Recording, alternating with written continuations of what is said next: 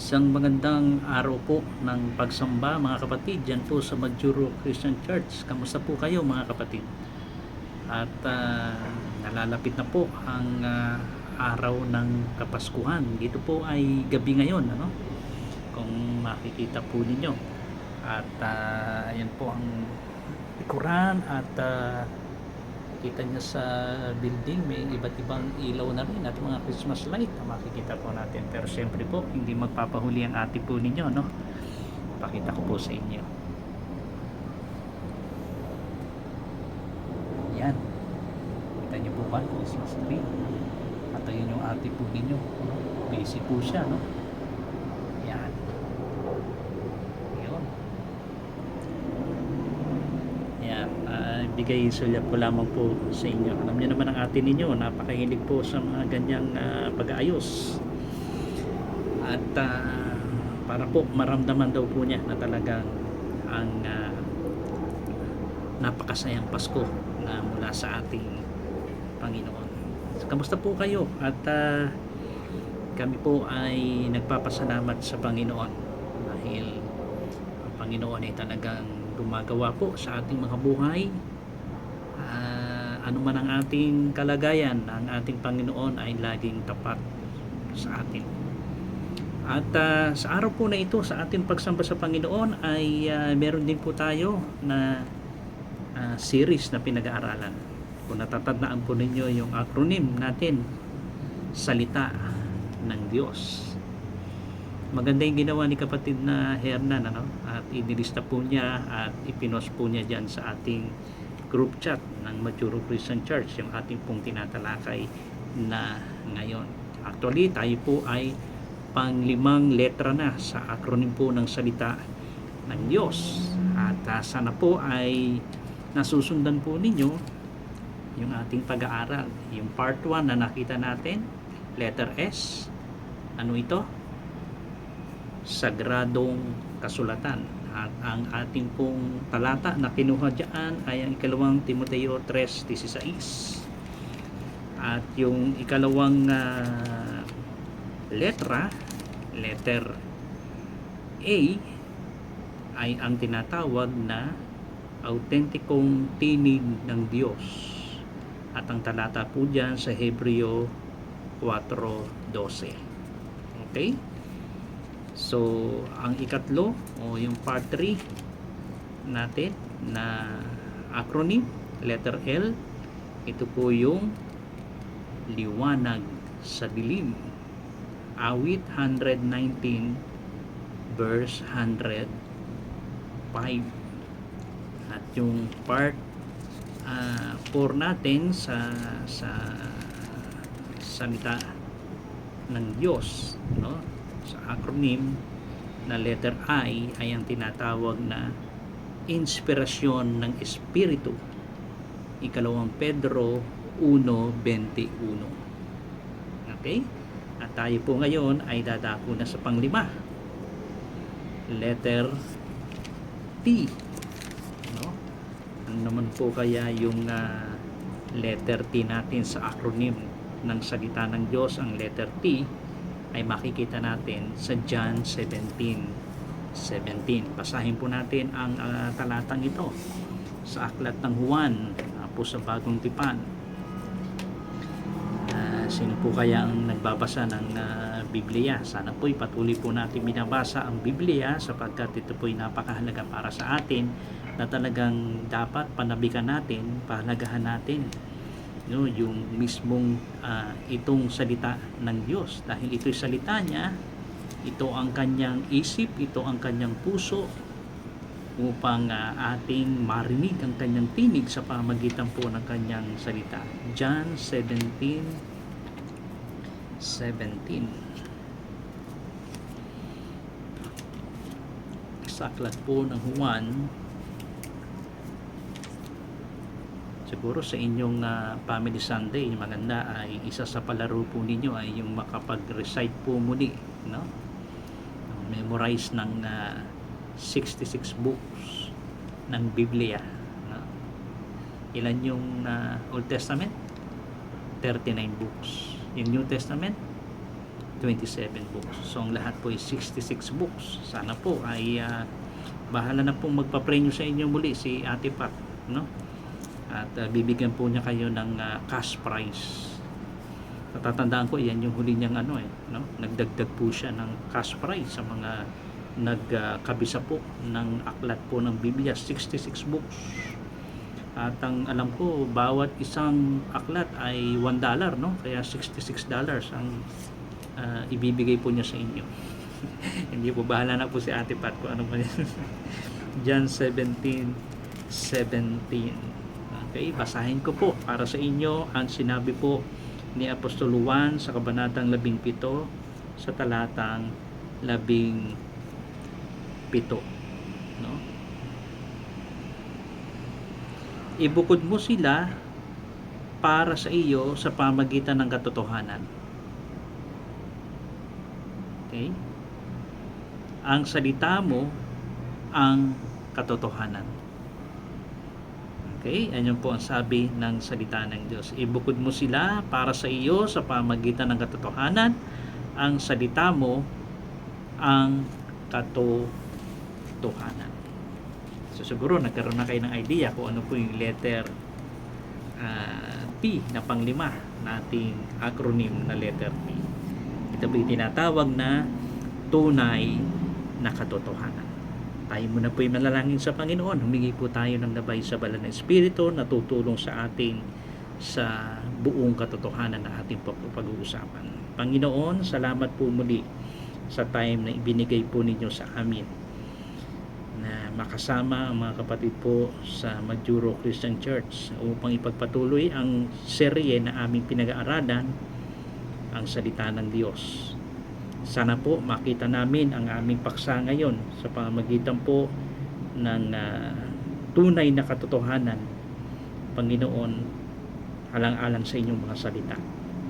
Pangunahan niyo po kami, gabayan, buksan ang mata ng aming puso na makita ang mga katotohanan ito at handa po kaming ilapat o isabuhay upang kami po inyong pagpalain. Huwag po kaming manatili bilang tagapakinig lamang, kundi tagatupad ng mga katotohanan ito. Pangunahan niyo po kami. Papuri at pasasalamat ay aming pong ibinibigay alang-alang sa pangalan ni Kristo Jesus. Amen. Okay. Tunay na katotohanan. John 17:17, sa ibang mga salin, ito ang sabi, pakabanalin mo sila sa katotohanan, ang iyong salita ay katotohanan. Sa dami po ng boses na naririnig po natin ngayon mula sa social media, no, napakarami niyan, lalo na yung napaka mainit ngayon, no, itong mga kontraktor, no, itong mga talagang umubos ng kabangyaman ng Pilipinas. Yan, mainit na mainit. Napakarami natin napapakinggan na iba't ibang mga boses sa social media, no, balita, opinion ng tao o sariling damdamin natin, no? Mahirap malaman kung ano talaga ang totoo, pero malinaw ang pahayag na ang salita ng Diyos ang tunay na katotohanan. Okay? Hindi ito nagbabago pag sinabi nating katotohanan. Depende sa uso o damdamin ng tao. Ang katotohanan, hindi po ganyan siya na nagbabago, na nakadepende po sa kung ano ang uso, kung ano ang damdamin ng tao. Hindi rin po ito nasusukat sa dami ba ng sumasang-ayon dito o tumatanggi para timbangin natin ang katotohanan. Hindi po ganon. Ang katotohanan ay nananatiling katotohanan kahit walang sumasang-ayon dito. Tandaan po natin yan. Katotohanan yan at katotohanan yan. No? Hindi natin maaaring timbangin ilan yung mas marami ang sumang-ayon at kakaunti ang mga hindi sumang-ayon o tumanggi dito. Hindi ganyan ang katotohanan. Ang katotohanan ay katotohanan kahit walang sumasang-ayon dito. Kaya ang salita ng Diyos ang pamantayan kung saan nasusukat ang tama at mali. Yan ang katotohanan, yan ang salita ng Diyos. Masusukat din natin ang mabuti at masama, ang buhay at kamatayan. Yan ang katotohanan ng salita ng Diyos. Ganda, di ba? Ang salita ng Diyos, no? Ito ang pamantayan na kung saan nasusukat ang tama at mali, ang mabuti at masama, ang buhay at kamatayan. Kung walang matibay na pamantayan ng katotohanan, maliligaw po ang tao sa sariling opinyon. No? Pero sa salita ng Diyos ay mayroong liwanag na naglalantad ng totoo. Yan po ang salita ng Diyos. Ilalantad niya ang totoo at nagbubunyag ng kasinungalingan at nagtuturo ng daan patungo sa kabanalan. Yan ang salita ng Diyos. Kaya napakahalaga po talaga na basahin, aralin natin at talagang maintindihan natin ang salita ng Diyos, sapagkat talagang ito ang magpapakita, no, ng tunay na liwanag ng katotohanan, ibubunyag ang mga kasinungalingan at ituturo sa atin ang daan patungo sa kabanalang pamumuhay. Yan ang salita ng Diyos. Kaya kung meron man talaga na lagi nating idalangin sa Panginoon, Lord, bigyan po ninyo ako lagi talaga ng pagnanais, no, sa aking buhay, bawat sandali, bawat araw, basahin ko ang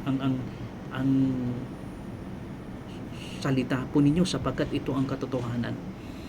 No? Di ba sabi ni John 5:39? No? Saliksikin natin ang kanyang mga salita, sapagkat ito ang katotohanan at ito ang magpapalaya sa atin sa katotohanan. No? Maraming mga bagay na talagang dapat nating baguhin sa ating mga sarili. Alam po ninyo, lalo na sa ating mga karakter, lalo na sa ating mga gustong baguhin, alam po ninyo ang pinakasolusyon dyan, siyempre ipagpipray natin sa Panginoon. Alam po ninyo,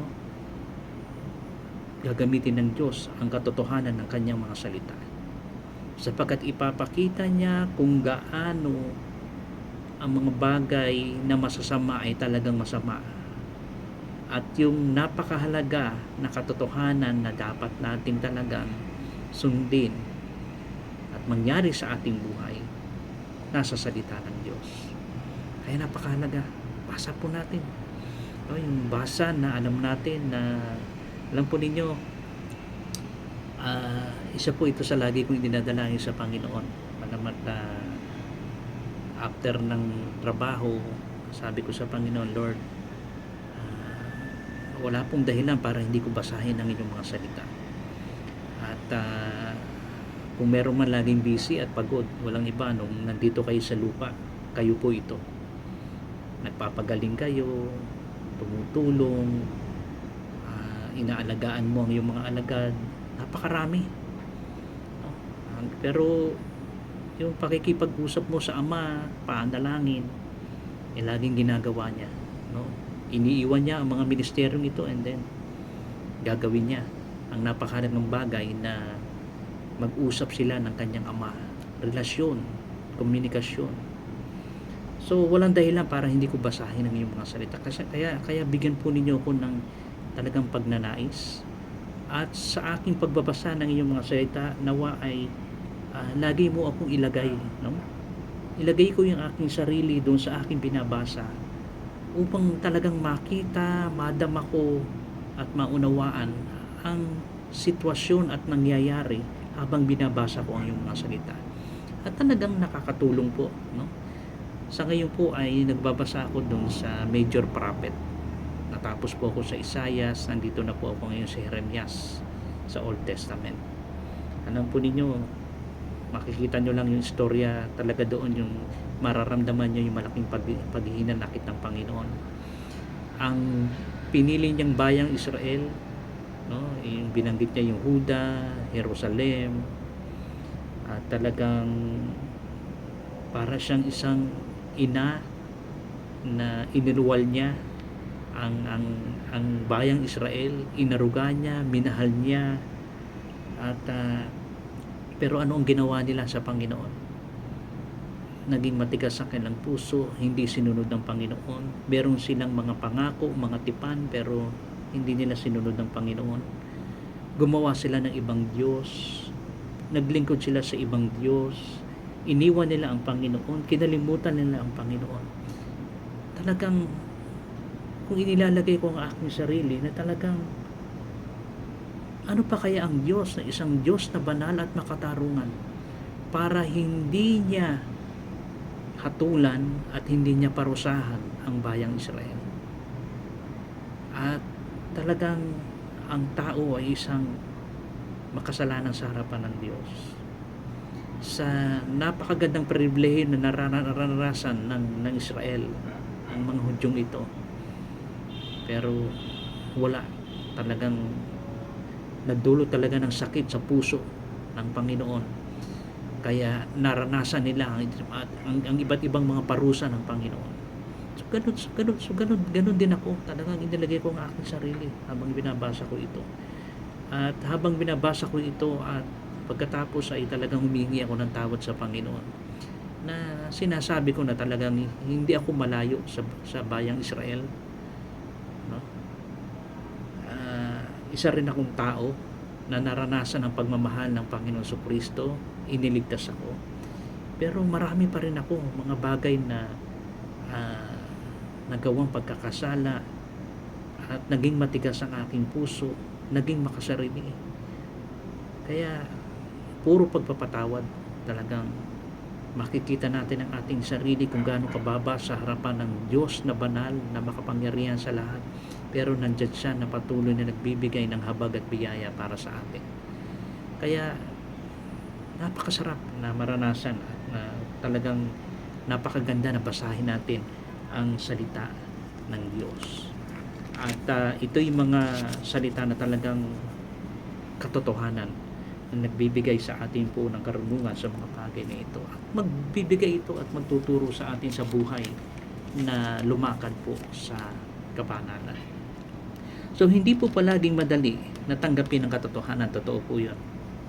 Laging masakit po ang katotohanan.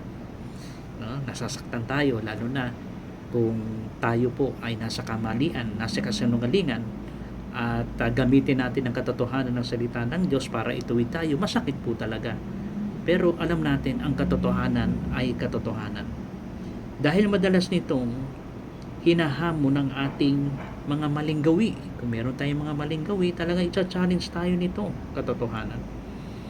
At kung may mali tayong mga paniniwala, itutuwid nito ang mga maling paniniwala natin. Pero ito rin ang katotohanan na nagpapalaya sa atin. Yun ang iginanda sa katotohanan po ng salita ng Diyos. Alam po ninyo, meron kaming isang sabihin natin idinadalangin sa Panginoon, isang kaibigan, no? At meron siyang maling katuruan na maling grupo ng relihiyon na alam po natin na talagang malayo sa katotohanan. So ano ang dapat natin gawin? Siyempre bilang sa pagmamahal natin, lalo na kung kaibigan natin at alam nating malayo sa katotohanan, ay isa lamang ang masasabi natin, ipanalangin natin siya, and then lagi nating itinuturo, basahin mo ang Biblia, no? Sapagkat sa pagsasaliksik natin ng katotohanan ito ang magpapalaya sa atin. Lalo na kung mula pagkabata ay pinanghawakan na niya ang mga ganoong katuruan at paniniwala. At naniniwala ako walang imposible kung ang katotohanan ng salita ng Diyos na talagang saliksikin natin sa biyaya ng Diyos, walang imposible magiging malaya tayo sa katotohanan. Okay? Paladayain tayo sa katotohanan ito. May maling paniniwala man o mga maling gawi, walang imposible sa katotohanan. Saliksikin natin ito. At pero ito rin ang katotohanan na nagpapalaya sa atin. Kapag hinayaan natin ang salita ng Diyos na magsilbing salamin, no?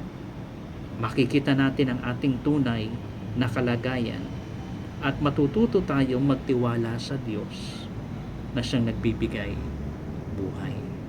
No? Ayan ang salita ng Diyos, para siyang salamin, di ba? Sabi ni James, nagsisiping salamin para makita natin yung ating sarili. At kung meron tayong maruming gawi, maling paniniwala, maling buhay, ang salamin ng katotohanan na ito ang siyang magtutuwid sa atin at magdadala sa katotohanan kung susundin natin ang bagay na ito. Kaya napaka-palad po natin, mga kapatid, sapagkat ang salita ng Diyos na siyang tunay na katotohanan ay hawak-hawak po natin. May mga kopya po tayo ng salita ng Diyos. Loobin po ng Panginoon ay nag-iipon na po ako ng Biblia para pong ganito. Actually, meron na po akong 10 piraso. Iniisip ko lang kung kanina po padadala. Sana po, meron pong mga uuwi dyan ng Pilipinas, ay baka naman po pwedeng magpadala po sa inyo, no? Para po sa mga kapatid natin dyan na walang hard copy ng Biblia, ay loobin po ng Panginoon. Meron na po akong 10 piraso. Loobin ng Panginoon na madagdagan. Kaya lang problema po kung marami ay nakakahiya naman po doon sa padadala natin, no? At sana kung sino man po ay ipaalam lamang po ninyo, meron na po akong 10, sabihin lamang po ninyo at kung pwede po ninyong madala dyan sa Majuro Christian Church, no? Para naman po magkaroon ng kopya ng Biblia ang mga kapatid. Napakahalaga po nito, kaya talaga pong ito po yung aking nais na maitulong po sa gawain po ng Majuro Christian Church, na ang lahat po diyan, lalo po ng mga dumadalo, ay magkaroon po ng kopya ng Biblia para basahin po natin ito. Ulit ko po, para basahin po, no? Hindi po para i-display lamang sa bahay po ninyo o tuwing linggo idadalhin lamang ninyo, doon lamang ninyo gagamitin. Kundi sa pang-araw-araw po ay basahin po natin ang salita ng Diyos. Dahil itong magiging salamin, makikita natin ang ating tunay na kalagayan, matututo tayo na magtiwala sa Diyos na siyang nagbibigay po ng buhay. Okay? So, iwanan ko po kayo ulit ng mga dapat pong pag-isipan o ating pagnilay-nilayan o pagbulay-bulayan. Ito po yung 3 bagay po muli, no? Una, na dapat nating pag-isipan. Saan ko ibinabatay ang katotohanan? Sa sinasabi ng tao o sa salita ng Diyos? Saan ko binabatay ang katotohanan? Sa sinasabi ba ng tao o sa salita ng Diyos? No?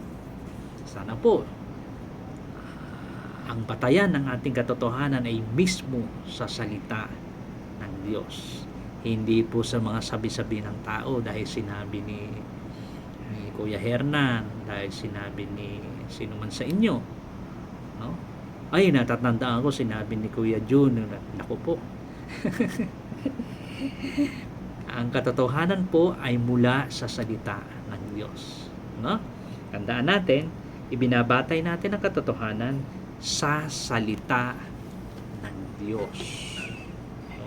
Siya po ang may pinakamataas na authority na katotohanan, ang salita ng Diyos, no? Hindi sa sabi-sabi, hindi mga hula-hula, no? Hindi sa horoscope.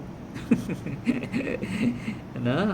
Hindi po doon yan, no? Hindi sinabi ni nako, wag po tayong, hindi po swerte-swertihan po ito, no?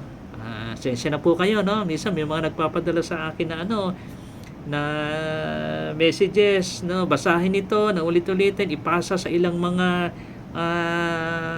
kaibigan, at kung makasampu kayo na maipasa ninyo, kayo po ipagpapalain.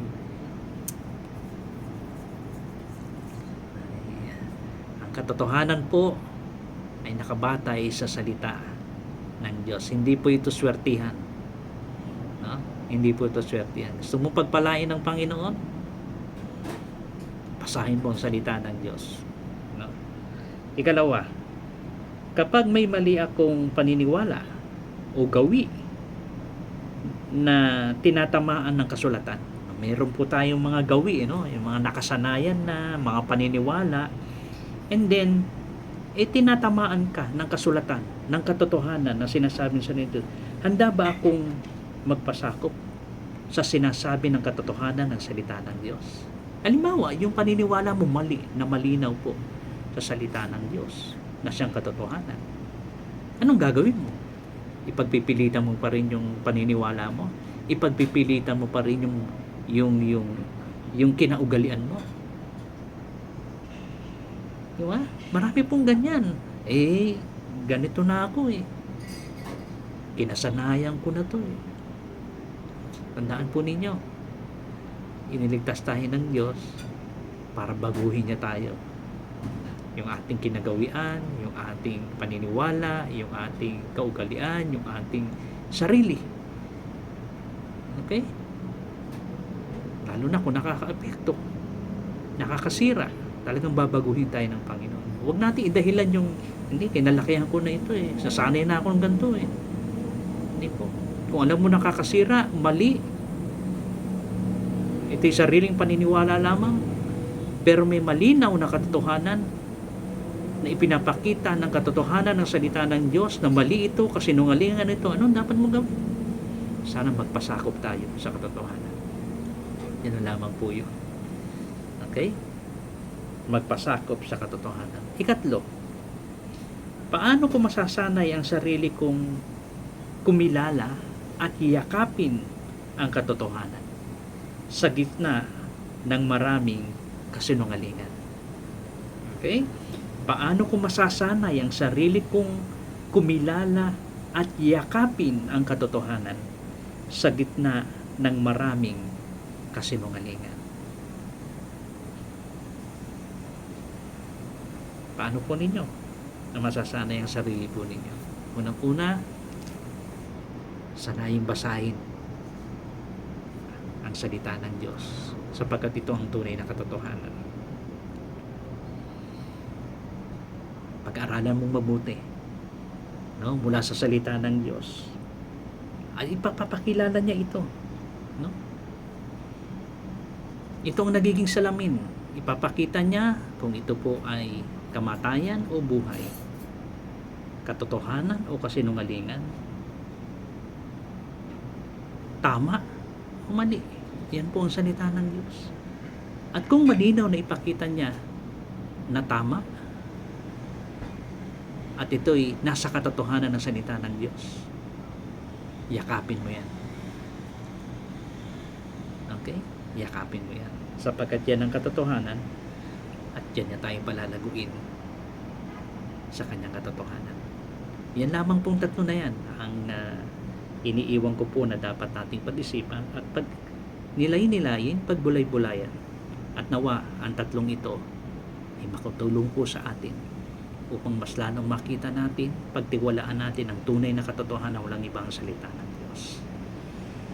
Muli po, ito po ang inyong Kuya June na patuloy na dumadalangin sa Panginoon na patuloy niya tayong palaguin sa kanyang mga salita, baguhin at yakapin natin ang katotohanan, ang tunay na katotohanan ng salita ng Diyos, sapagkat ang katotohanan ay katotohanan.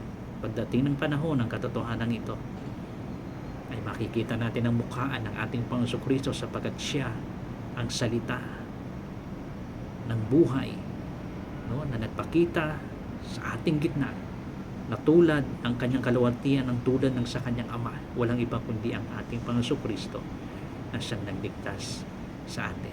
So yan ang salita ng Diyos, ang tunay na katotohanan. Nawa po ay lagi po ninyong subaybayan. May mga naiiwan pa ho na mga na karugtong ng ating pinag-usapan sa salita ng Diyos.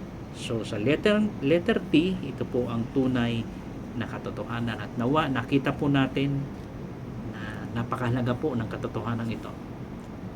Hindi lamang po tunay, kundi talagang katotohanan na dapat nating pahalagahan, yakapin sa ating buhay.